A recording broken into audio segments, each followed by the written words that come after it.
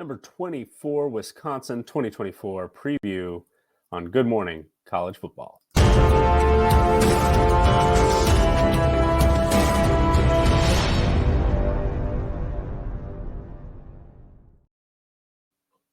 Hello and welcome to Good Morning College Football. I'm Nicholas Ian Allen of CFB Winning Edge and CampusToCanton.com. Thank you so much for joining us today on the Campus to Canton YouTube channel. We very much appreciate if you would please give this video a like, and also if you would be so kind as to consider a subscription to CampusToCanton.com. So you can join for as little as $2.99 per month, get you access to a wide range of content options, including articles written on the site, rankings for college fantasy football, the C2C version of the game where you have both a college and NFL side of your team, as well as Devi and more in-depth information than you might even be able to use. But tons of tools, analysis, rankings on the site for best ball, which is, of course, a hot item right now with the recent addition of college best balls on Underdog Fantasy. So we've got a brand new set of rankings that should come in very, very handy for those drafts as well as those continue to ramp up.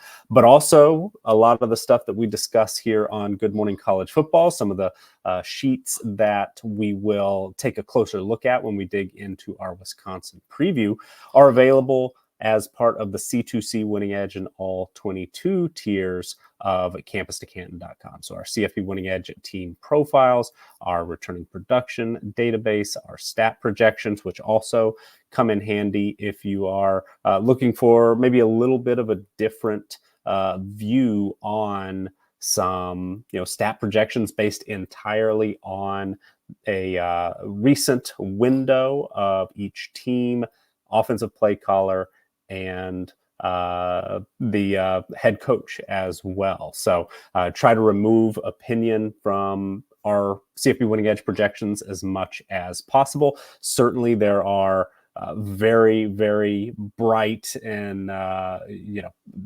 CFF team at CampusToCanton.com has a ton of knowledge and is really dug into the research, put it all together, and of course the CFF guide, which you should check out if you haven't already.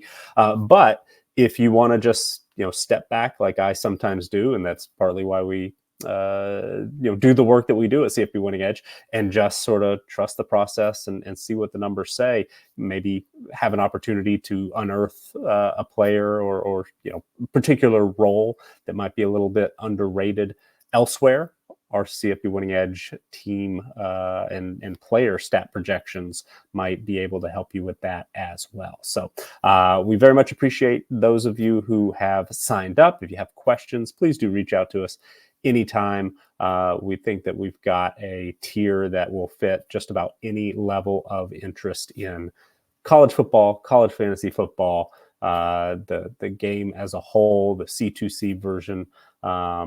So please do consider checking us out. We really would appreciate it. With that in mind, let's start our show today. First of all, this is episode 73 of Good Morning College Football. We're 28 days from the start of the 2024 college football season. And if you've been following our team preview series, and I've mentioned this a little bit in the most recent couple of episodes, we've been going really in depth on our top 20 to 25 teams so far, sort of as an in-between period, as there really wasn't much news consistently after fall camps, or spring practices and spring games were wrapping up a few months ago. And until fall camps kick off, which some are already underway, it was an opportunity for us to really dig in deep on the top 20, 25 teams, and we will continue to do that. But fall camps, as I said, are open now for the teams playing in week 0. When we were sitting down to do our show on Wednesday morning, Florida State had just taken the field not long after Hawaii was getting ready to practice, and other teams who are participating in that brief window of week 0 games. Georgia Tech, being Florida State's opponent, is certainly one. Already hitting the field for those first couple of practices, in helmets and shorts. So not always a ton of news coming out of there. Read some reports from Florida State. Nothing, that we didn't really discuss at length during spring practice. Georgia Tech does get, good coverage. There are great people trying to cover the Yellow Jackets, but it's a program that's sometimes a little bit tougher to pull out actionable information if you're looking for specific news and things like that. Some of the other week 0 teams are, just not covered as in wide of a scope as others. But there is a little bit of news, so we won't, or at least a little bit of goings on that we should discuss at the University of Hawaii. If you missed it, Stephen McBride, a second-team All-American wide receiver who led the Rainbow Warriors with 9 touchdown catches last season, also had over 1,000 yards, is currently suspended and away from the team after a legal situation and arrest last week that at first was classified as a felony, then has recently been downgraded to a couple of misdemeanors. Nevertheless, it's a situation that head coach Timmy Chang is not able to discuss with the media. It's a little bit unclear how long McBride will be out, if he's going to be suspended at the start of the season or several games, perhaps the season as a whole. Maybe when this news first broke, seemed like a fairly decent guess as to the possible outcome. So meeting with reporters, Chang, quoting here from a piece written by Brian McInnes of Spectrum Local News in Honolulu. Chang says, quote, "I can't talk about any of the details, nor do I know a lot of the details. Every year, changing here to Braden Schrager, the quarterback at the University of Hawaii, who was talking about, what the receiver room is going to look like, saying every year you have in the run and shoot, it becomes better. The little things I see Pafile Ashlock do that I can know he's going to doing it before he does it." Excuse me, fumbling over my words a little bit this morning. Continuing on, "That's when it starts to get good. I'm anticipating what he's doing, getting the ball out earlier, getting my feet to be quicker. Those little things carry a big weight." So if McBride is unavailable, the connection, of course, is there with Ashlock. Put up great numbers as well last season as a redshirt freshman. But the room is deeper than just Ashlock and McBride. And if McBride is going to be sidelined for a period of time, Chang seems to think that room is still got the depth to step up and perhaps put up some good numbers. So quoting again, head coach Timmy Chang says, "It's a deep group. Tylen Hines is out there. Alex Perry comes back. Jonah Panoke comes back. We have DeKel Crowdus out there, a transfer from Kentucky. Spencer Curtis, a transfer from Nevada. Those guys are getting better, and I look forward to watching them go out there and compete. The group is deeper, and they're older, and they have more experience in this offense. I expect them to do well." So in case you did miss a few weeks ago, news broke that Tylen Hines was shifting from running back to wide receiver. Hines was limited last season due to injury, but, as a small, fast guy would, seemingly be a nice fit for run and shoot offense, maybe in one of those slot positions. Interested to see how Hawaii incorporates him into that offense, if they're going to be able to develop maybe a little bit of a hybrid role that perhaps can use some of his skill set as a running back, maybe move him around a little bit into and out of the backfield. But a lot of depth. Spencer Curtis was a late addition to that room, showed up in the last week or so. He was a starter for the Wolfpack. So though the numbers, not necessarily going to jump off the page quite like McBride or Ashlock's, somebody that can bring a lot of experience to that room. Alex Perry was a starter. Pinoque was injured for a good bit of last season, but has been highly experienced, played a lot in the past as well. So Dickel Crowdus, SEC transfer, kind of, if you're kind of trying to look on the optimistic side of things, his background's not too dissimilar from McBride as far as being a Power 4 transfer who maybe didn't, get a ton of opportunity, didn't play a ton or produce a ton at that level, but could step into a good situation and work his way into certainly a major contributor role, if not a starting position, should one be available or he prove necessary to get that type of level of playing time. So certainly a situation worth watching. The loss of McBride could be big for Hawaii, and especially not knowing the severity of the length of his suspension. Just something to keep an eye on later in fall camp as we get a little closer to Hawaii opening up against Delaware State, FCS opponent in week 0, but then of course starting the season as a whole shortly thereafter. So not much to discuss just yet out of Tallahassee or Atlanta. New Mexico will be opening in week 0 as well against a very tough FCS opponent, Montana State.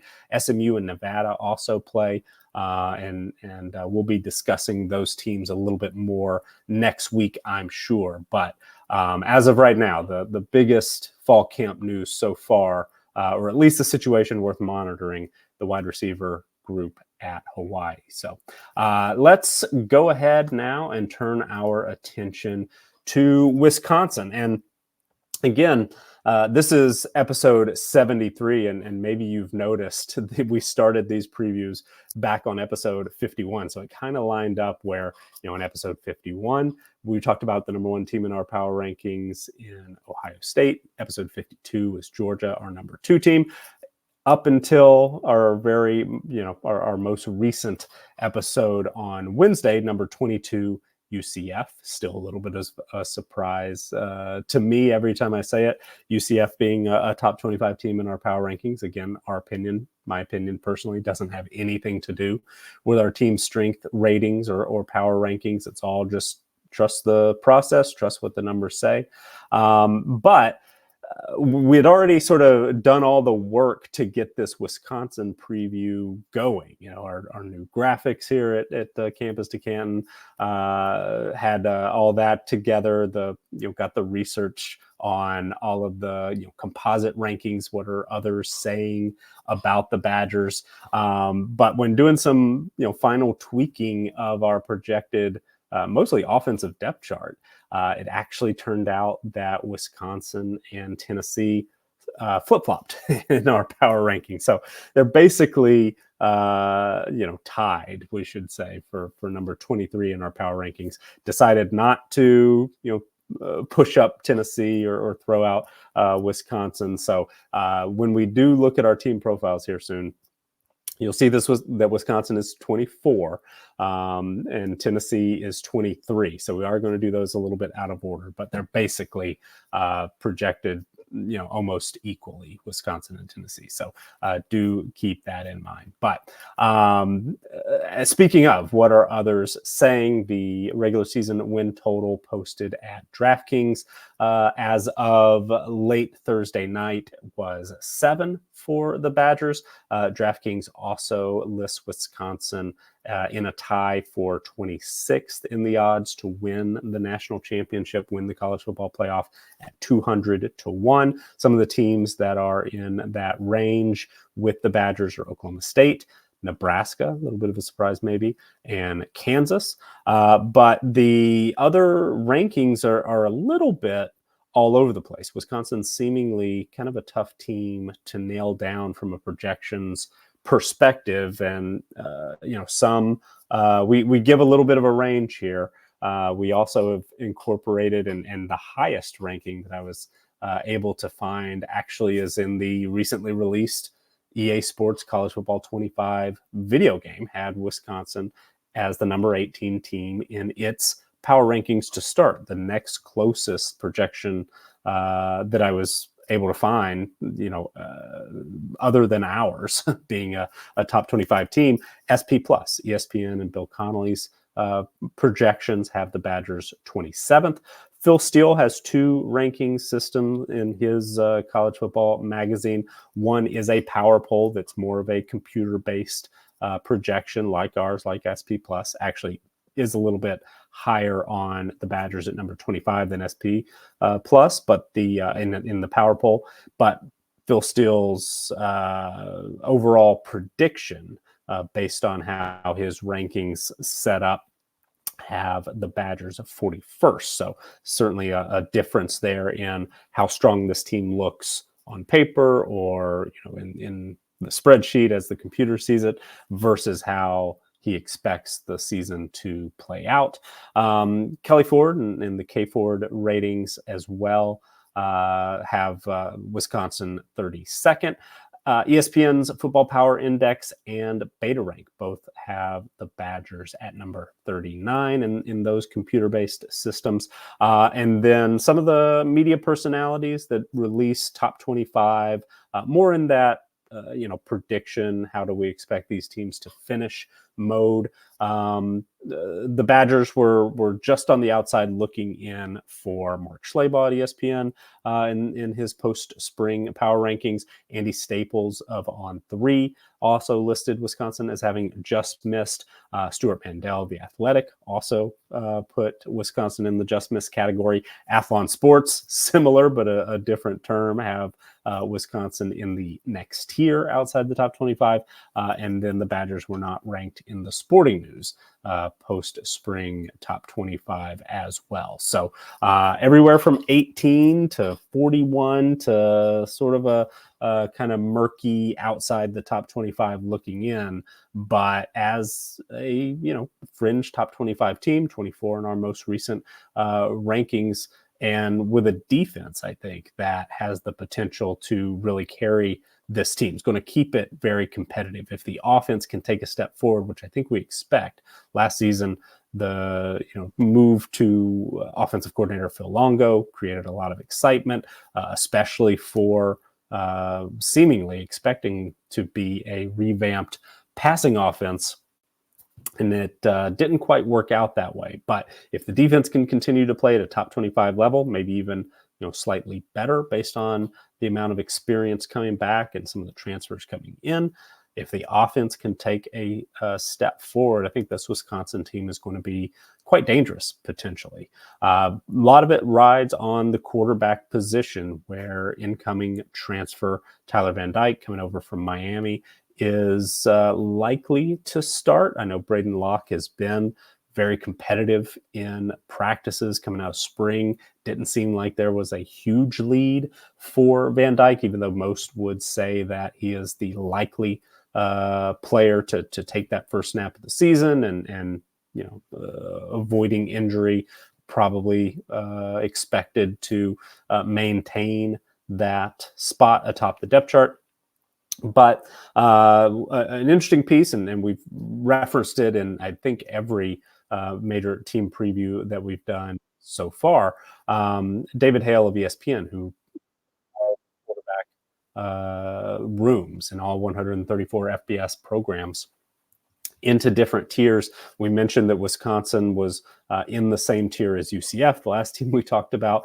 Tier 10 for David Hale, Louisville, Mississippi State, Washington, also in there. So some experienced transfers in new spots. But Hale's been offering, at least one little blurb for every particular quarterback room, and most of them are excellent and just feel like I have to pass them along.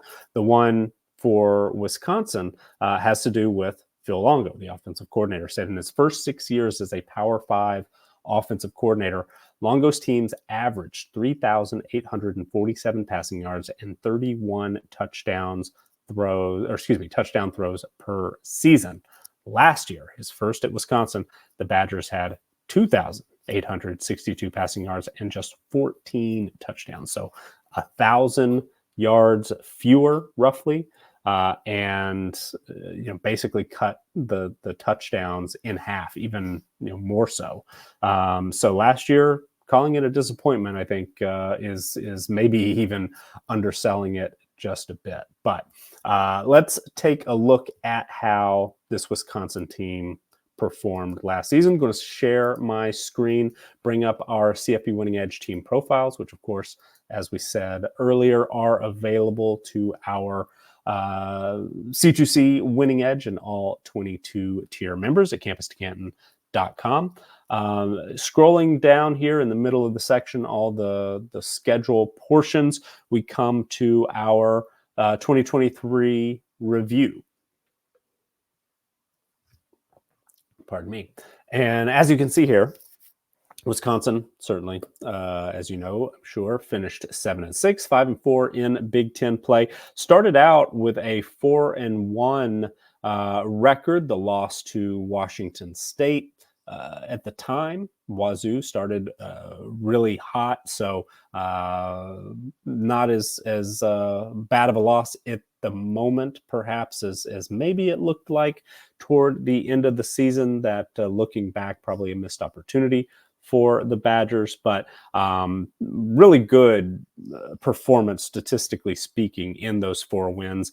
Looking at the post-game win expectancy numbers from collegefootballdata.com, Wisconsin had a 99% chance of beating Buffalo, 98% Georgia Southern, 97% Purdue, and 100% against Rutgers. But in the games that it lost, with Wisconsin being an exception there, coming up, that next stretch of 5 games, a real struggle, going 1-4. Even that Illinois win was one that, statistically speaking, we wouldn't expect the Badgers to come out on top 4 out of 5 games, but they were able to find a way to win that. Even the win against Nebraska, somewhat similar, took it to overtime. But looking at those post-game advanced box score numbers, if you were to replay that game 10 times, 100 times, 1,000 times or more, according to collegefootballdata.com, Wisconsin would have won just 11% of the time against the Cornhuskers, but they found a way to get it done, took care of business against Minnesota in impressive fashion, and then did come up short against LSU and Garrett Nussmeier in the bowl game, but competitive there, and actually kind of on the opposite end of maybe a fortunate win or two against Illinois or Nebraska. Wisconsin had a 64% post-game win expectancy number in that game, but came out on the losing end. So for the most part, it pretty close to evened out in the second order wins category. Add up all those post-game win expectancy percentages and assign 99% of a win in week 1, 19% of a win in week 2, you get down to 6.39. So we would have expected this Wisconsin team to finish maybe 6-7 instead of 7-6, but right there, very close. So not a misleading record when we get down to it. Looking at the stats more specifically, and some of our favorites like scoring margin, Wisconsin, room for improvement. Top 50 nationally, but just 90th in scoring offense against FBS opponents only in the regular season only. Top 20 defense certainly is strong, but lots of room for improvement on the offensive side of the ball there. Same as far as yards per play go, ranked 90th.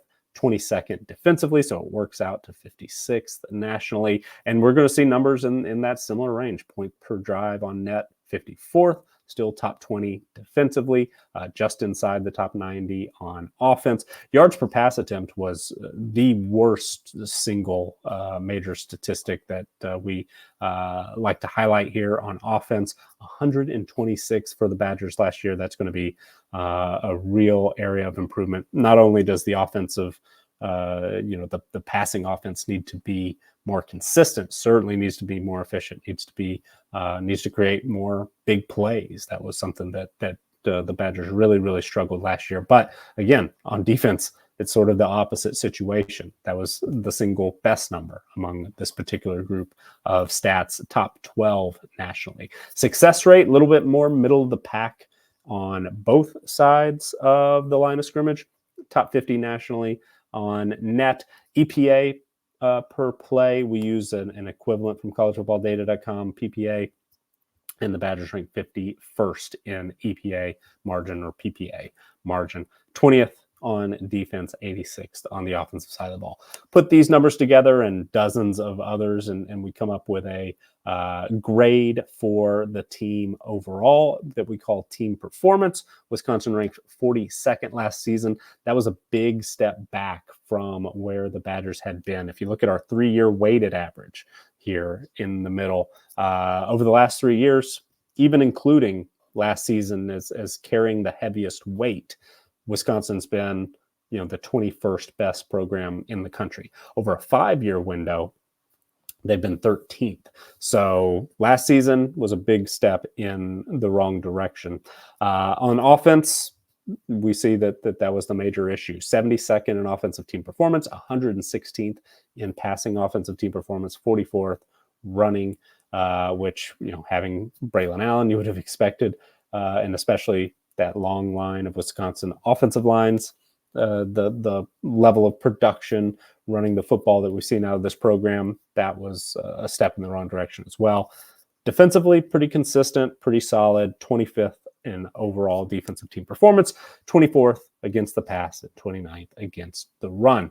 So who's coming back, who's not from last season's roster? Pulling up our CFB Winning Edge returning production database here. And Wisconsin, 44th nationally when we adjust our overall returning production numbers for incoming transfers. If we were just to look at the raw numbers, not a big difference for Wisconsin. They added some key transfers, but nothing that just totally threw the numbers, one way or the other. Would have been 50th in just raw returning production overall. On the offensive side of the ball, adjusted returning production, the Badgers ranked 60th, 31st on defense. Not much difference just as far as the raw numbers go there. Bringing in Tyler Van Dyke helps replace the production from Tanner Mordecai and more from a passing perspective. 2,700 yards, 8.1 yards per attempt, 19 touchdowns, was intercepted 12 times in 11 games. That's a big area for improvement. Also, Tyler Van Dyke, mentioned the step back that Wisconsin took. Van Dyke certainly took a step back. This time last year, we were discussing, how the rumors that maybe he had an opportunity to leave Miami for Alabama, and maybe might have been the hand-picked quarterback for the Crimson Tide earlier in the offseason, was being discussed as a high-round NFL draft pick. That's no longer the case. And in a lot of the pieces that we've referenced throughout this preview series, we looked at Jordan Reed of ESPN. We looked at Dane Brugler of The Athletic, Bruce Feldman, getting anonymous quotes from scouts and people in NFL front offices, and not a lot of discussion in those pieces about Tyler Van Dyke. Nevertheless, has an opportunity to step into what could be, should be, has been a very prolific passing offense. So I think there is some opportunity for Van Dyke to maybe recapture a little bit of what once made him a highly sought after quarterback with seemingly a very bright future. Braylon Allen wasn't 100% last season, played in just 11 games, came up just short of 1,000 yards, 12 touchdowns on the ground. He'll be missed, but the addition, or should say return, of Ches Malusi, who was off to an excellent start, 300 yards and 4 touchdowns in just 4 games before suffering a season-ending injury. Getting him back, it sounds like he's expected to be the top ball carrier, was able to get on the field a bit this spring, which wasn't really the expectation going in, but him coming in, Tubby Walker, the transfer from Oklahoma, I should say, coming in, and Malusi coming back. There's some depth there as well with Jackson Acker and Cade Yakimelli coming in. Some exciting freshmen as well. So the Wisconsin running game, at least as far as the running backs, ball carriers go, should be in a pretty good spot. Wide receiver, Will Pauling, a little bit of a slow start last season, but came on strong, targeted over 100 times, playing that slot position for Phil Long. My mind just went blank there for a second. I'm not always really digging into, okay, this guy's the slot, this guy plays outside. That's a big discussion in CFF circles. And sometimes I think it's a little bit overblown, but sometimes it absolutely is not. And Phil Longo in his offense and that slot position, that's one you can pretty much bank on. And Will Pauling was that guy. It sounded like last spring he was going to be, and it eventually paid off with him being by far the most productive wide receiver. Solidified in that spot this year. Expect that he has the potential to put up even bigger numbers, especially if they can find ways to get him involved a little deeper in the passing attack. Was just 10.5 average yards depth of target for Pauling, 11.3 yards per catch. Think that perhaps if you're looking for a little bit more explosiveness in the passing game, maybe getting Pauling involved a little bit more in down the field could help. Otherwise, Bryson Green returning the additions of Joseph Griffin Jr. and Tyrell Henry from the transfer portal. CJ Williams, at one point when he signed with USC, looked like a potential future star. If Wisconsin's able to recapture some of that, it could go a long way. And then, don't really see his name jumping out here. Just appeared in one game, 19 routes, but Trech Kekahuna, excuse me, and I'm probably mispronounced that, but a lot of buzz for Trech in spring practice, heading into fall camp. Seems like he's basically the heir apparent to Pauling in that slot position, even though Pauling still has multiple years of eligibility remaining. But a name to know, maybe file away for the future, especially as it pertains to that particular role. Getting Riley Nowakowski back from injury should be helpful for Wisconsin as well. Played in just 5 games last season, but everything that we're reading seems to expect that he's going to be that starting tight end. Tucker Ashcroft got some action last season as well. 8 catches, 86 yards, and a touchdown. So could be a pretty decent 1-2 duo there. 3 full-time starters return. 2 are moving on, graduated, or out of eligibility. Some experienced transfers moved on as well, but still, I don't think that the offensive line is going to be a major issue. They're I'm usually, even though, getting a little lost, but bringing 3 returning starters back is pretty solid. Not going to raise any huge red flags, even if Wisconsin, we're bringing back fewer. It's one of the few programs where I give a little bit more of the benefit of the doubt of, okay, they're going to figure it out.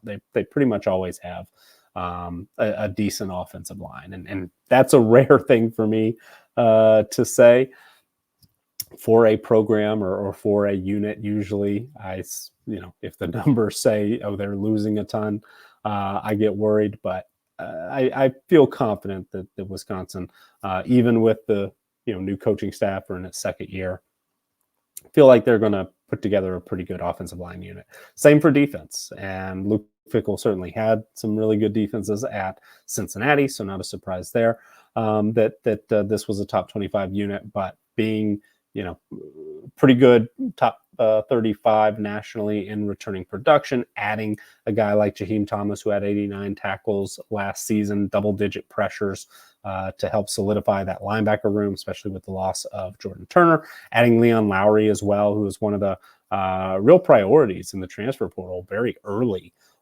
addition commitment for Wisconsin. Tackett Curtis as well was a starter as a true freshman at USC early in his career. So that linebacker group, with the addition of those three in particular, replacing Turner, lost to transfer, CJ Getz to eligibility, or moving on, graduation.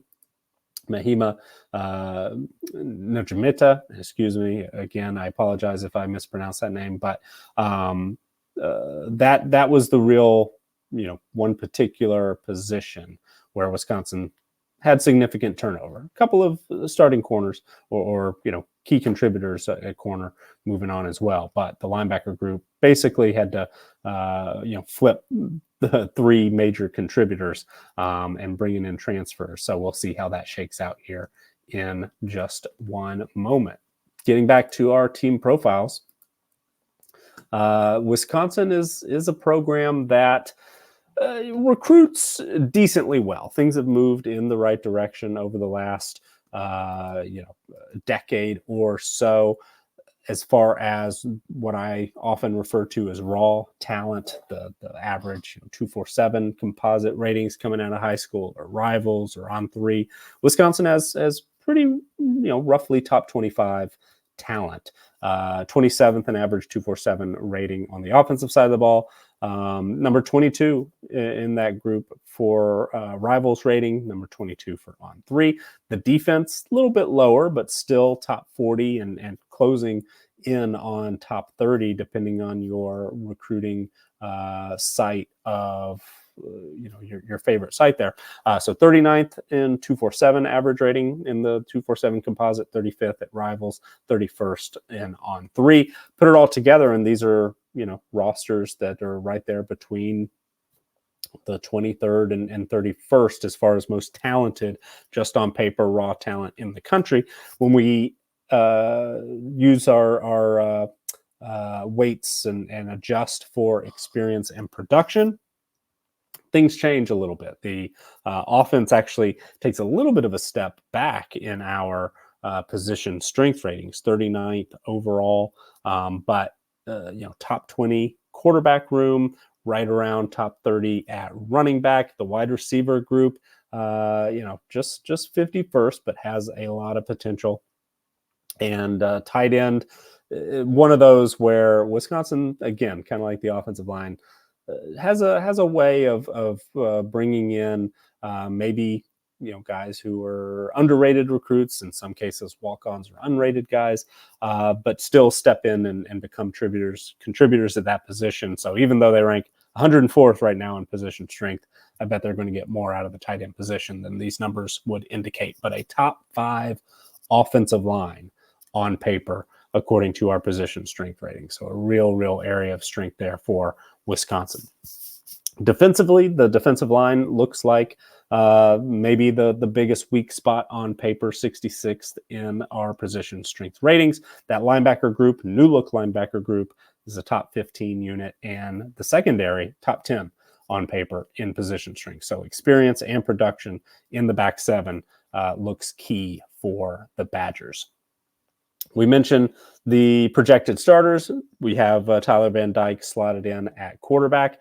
Everybody else has some experience with the Badgers coming back.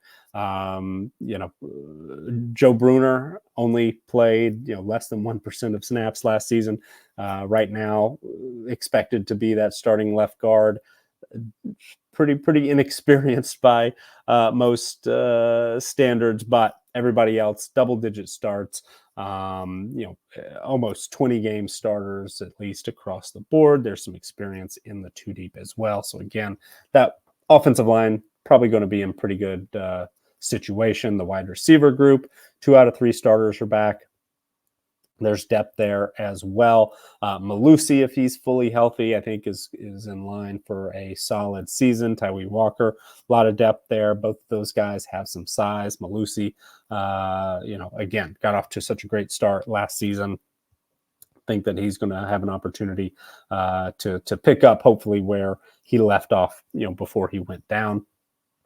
The defense stacks up pretty well. A lot of experience coming back. Multiple players in the secondary played almost every single snap last seaon. That rebuilt linebacker core, didn't even mention the name John Pius, but he's been incredibly productive in his career. Pius was a transfer from William and Mary, where he was a standout linebacker.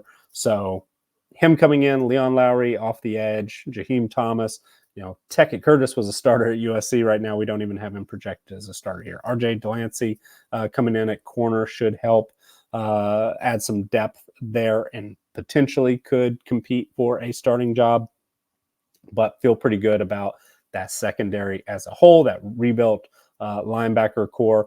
And, the defensive line doesn't stack up super well on paper, but again, I don't say this for most teams, but Wisconsin, I kind of give a little bit of the benefit of the doubt, feel like they're going to put together a solid group up front on the line of scrimmage on both sides of the football, but on the defensive line as well. And especially if a couple of those transfers come through, Elijah Hills, Braden Lane, I think Wisconsin's going to be okay up front. Probably not going to be 16th in the defensive line position strength ratings at the end of the season. I think they'll probably play a little bit better than that. Mentioned the DraftKings regular season win total for the Badgers is at 7. We are going slightly over that in our official projection. And, game by game, looks pretty good. The schedule is tough. 8th in our strength of schedule rankings, getting Alabama in the non-conference is a tough draw, even though that game is in Madison.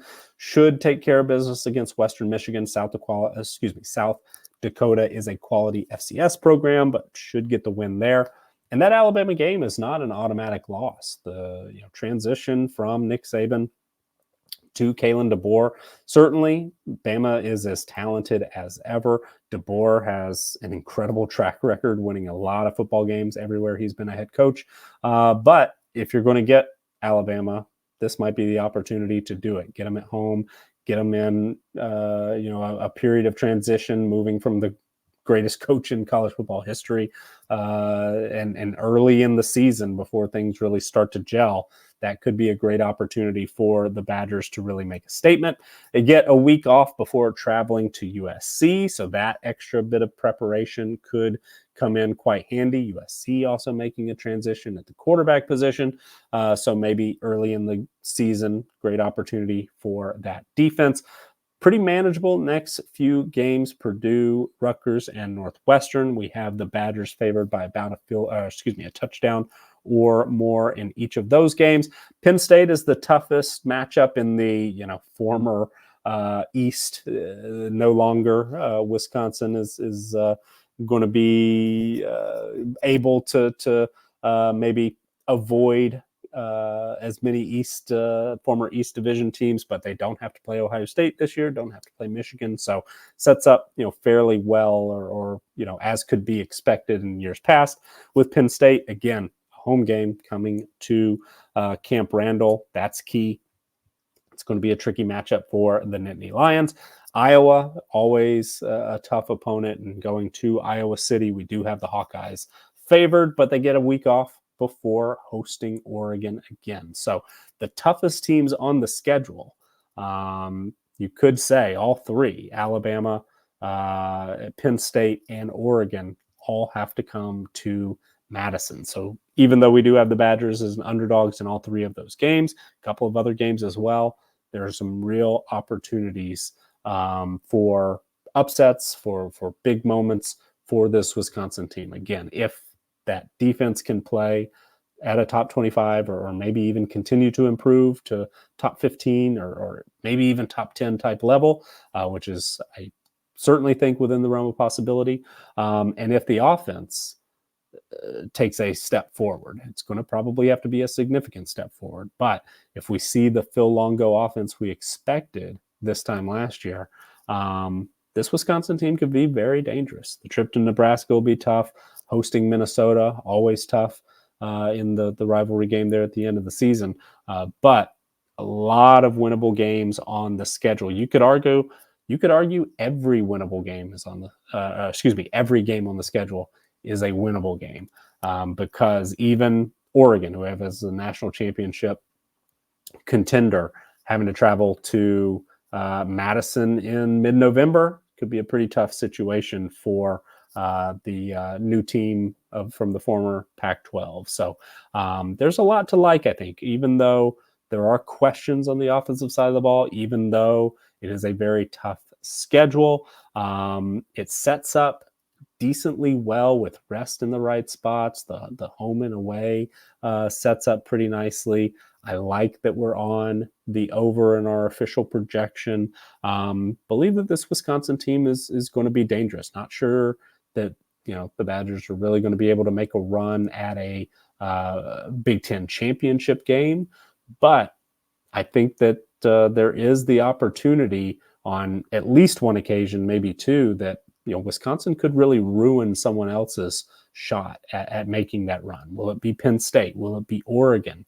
There's somebody I think is probably going to be leaving Camp Randall and going to be in a pretty bad spot as far as its championship hopes go. So that is going to do it for us today. We will be back on Monday with our Tennessee preview. So flip-flopping the 24-23 just based on those last minute updates to our depth chart projections. And that's something to keep in mind if you're considering a CFB winning edge, becoming a C2C winning edge or all 22 tier member.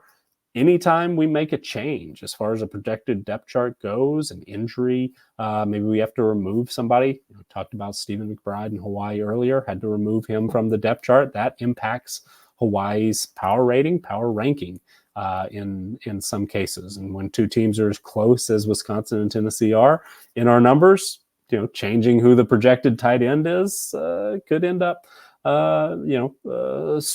swapping spots somewhat unexpectedly. So we'll have Tennessee next week, our number 23 team on Monday, and we'll have more news, especially as those teams waiting to start ahead of week 1 start kicking off. But if anything major comes out of the early days of fall camp for those week 0 teams, we will of course pass it along, but we'll also save some time to talk Tennessee on Monday as well. So thank you for joining us again. If you haven't already, please do give this video a like. Please do subscribe to the Campus to Canton YouTube channel.